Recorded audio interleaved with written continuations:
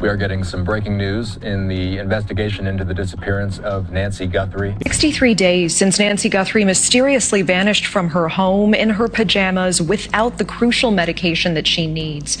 One source is now sounding the alarm on the investigators' lack of experience, that shortfall possibly having a negative impact in the early but most critical moments of the investigation. In fact, the supervisor who first arrived to Nancy Guthrie's home apparently had never investigated a homicide before. My question would be, were you interested in preserving her life at all? We know the door is propped open. We know that she separated from her pacemaker at approximately 2:28 in the morning. The offender or offenders did not choose to take Nancy's health-related items that she would have needed to have survived. Supervisor who first responded to Nancy Guthrie's house had never investigated a homicide. At 2:28 inches the morning, a medical device inside the house suddenly lost signal. There was no scream, no camera footage showing someone leaving, and no clear sign of forced entry. All that remained was a back door left slightly open and a silence that felt almost terrifying. Nancy Guthrie, an 84-year-old woman who had lived peacefully in that same home for more than 30 years, suddenly disappeared as if she had never been there at all. 63 days passed, and the question still had no answer.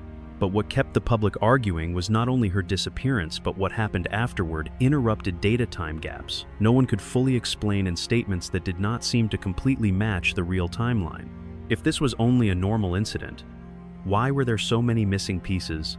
On the 1st of February 2026, in Tucson, Nancy Guthrie, an elderly woman who had lived in her familiar home for many years, was reported missing under mysterious circumstances. She was known to have unstable health and a history of heart disease, so she depended on a heart monitoring device every day to keep track of her condition. According to recorded data, the last signal from the device appeared at 2:18 inches the morning. After that moment, every connection suddenly disappeared. No more alerts were sent, no more movement was recorded, only a completely unusual data gap that opened the door to many unanswered questions. After 2:18 inches the morning, when the heart monitor stopped sending signals, all attention turned to the house where Nancy Guthrie had lived for many years. What made the search so confusing was that the scene showed almost no clear signs of anything unusual. No broken windows, no signs of a violent struggle, no furniture thrown around like in a normal break-in. Everything looked almost untouched, silent in a way that felt unsettling. Her handbag was still there. Her heart medicine was still neatly placed on the table, just like every day. Her phone was still charging, never taken with her. This became even harder to explain when remembering that it was early February. In Tucson, daytime could be dry and warm, but at night the temperature often dropped quickly, and the desert cold could become harsh, especially for an 84-year-old woman with heart disease. If Nancy had truly left the house alone during the night without her phone medicine or any necessary belongings, that would have been an extremely unusual decision. And if someone else was involved, why did the scene look so clean, with almost no clear evidence left behind? The content in this video is for informational and reference purposes only. Although it has been cross-referenced with reputable sources, some details may have changed or may not be entirely accurate. The deeper investigators looked into the scene, the more small details made the story harder to explain.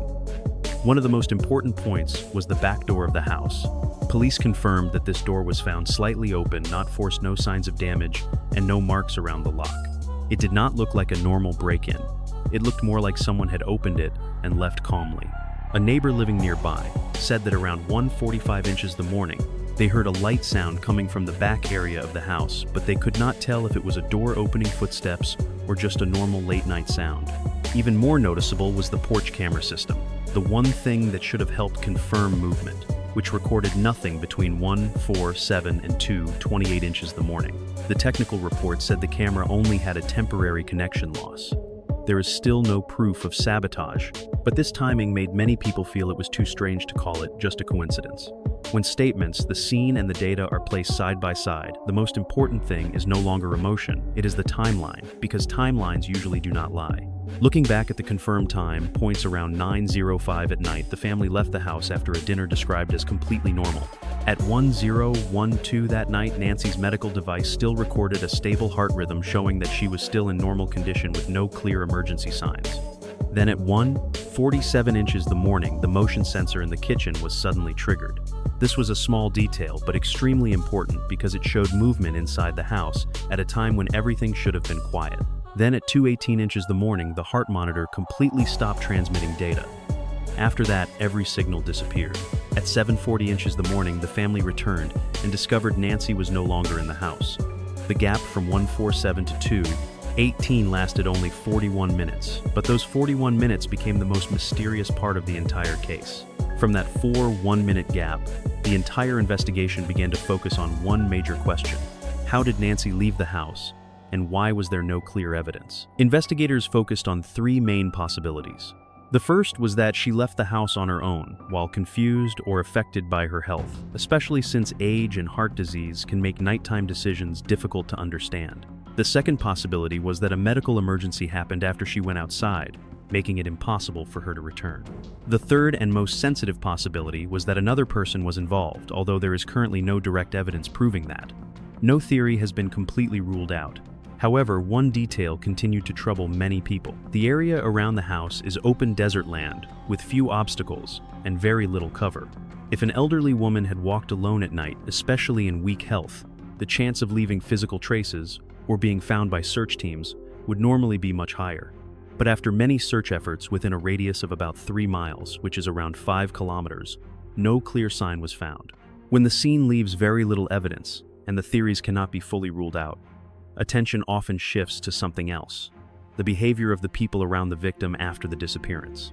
In missing person cases, investigators often closely watch the reactions of family members, friends, and those closest to the person. Not because every unusual reaction means guilt, but because sometimes small details in how people respond to crisis can open a new direction for the entire case. Some people immediately appear in the media, hold press conferences, ask the public for help, and keep sharing updates to maintain attention. Others choose silence, avoiding public appearances and keeping all emotions inside the family. That difference often creates major debate. For some people, silence is understandable during a crisis, because not everyone can face media pressure while feeling fear and confusion. But in the eyes of the public, especially in a high-profile case, silence often quickly turns into suspicion. People begin to ask whether it is simply a way of handling grief, or if there is something more that has not been said. However, the most important thing must still be stated clearly. At this point, no one has been charged, and there is no official evidence confirming criminal activity in the disappearance of Nancy Guthrie. When every theory returns to the same point, one detail remains at the center of the entire case: Nancy Guthrie's heart monitoring device. This was not something easy to forget, like keys or a small ring. It was a medical device she wore every day on her wrist, like a special health tracking band, designed to record her heart rhythm and send alerts if something unusual happened. With Nancy's heart condition, this was almost impossible to separate from her daily life.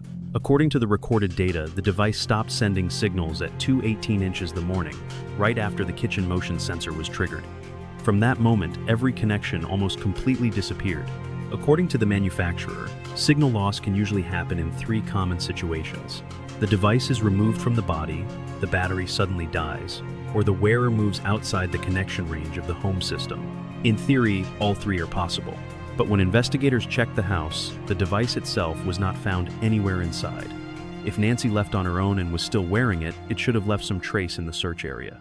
And if it had fallen outside, why had it still not been found after many careful search efforts? The missing device became one of the hardest gaps to explain in the entire case. After all the missing data, unanswered questions, and open theories, the case of Nancy Guthrie still has not reached a clear conclusion.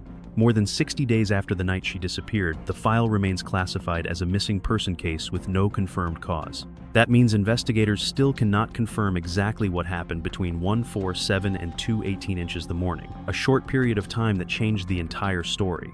Police said they continue reviewing everything from medical device, data camera systems, and witness statements to search reports from outside the house.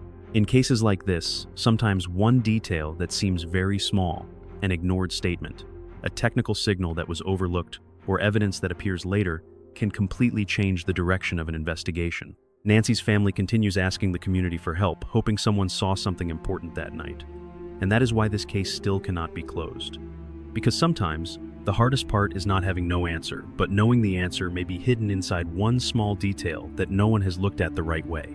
And in the end, after all the interrupted data, the gaps in the timeline, and the questions still without answers, everything returns to the same moment, 2:18 inches the morning. Just one short moment in a night that seemed completely normal, but enough to turn the quiet of a familiar home into a mystery that lasted for months. No loud noise, no clear evidence, no certain answer, only the disappearance of one person and details that made people unable to stop asking questions. Until clearer evidence comes from investigators, all we have are theories that must be viewed carefully and fairly. In cases like this, the most important thing is not reaching conclusions too early, but continuing to look at the truth with a clear mind. Because sometimes the truth does not arrive with noise or strong accusations. It simply exists quietly waiting for the right person to notice it, the right detail to connect, and the right moment to bring it into the light. But the story does not end there. Because the deeper people look into the disappearance of Nancy Guthrie, the more small details begin to create bigger questions. Why did the camera lose connection at the most important time? Where did the heart monitoring device disappear to? And was that 4 one-minute gap only a coincidence, or the most carefully planned part of the entire story? In the next episode, we will look deeper into the details people pay.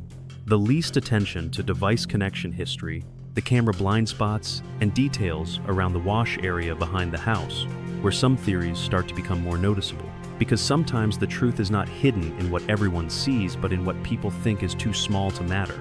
And very possibly the answer to that night at 2:18 the morning never truly left the scene.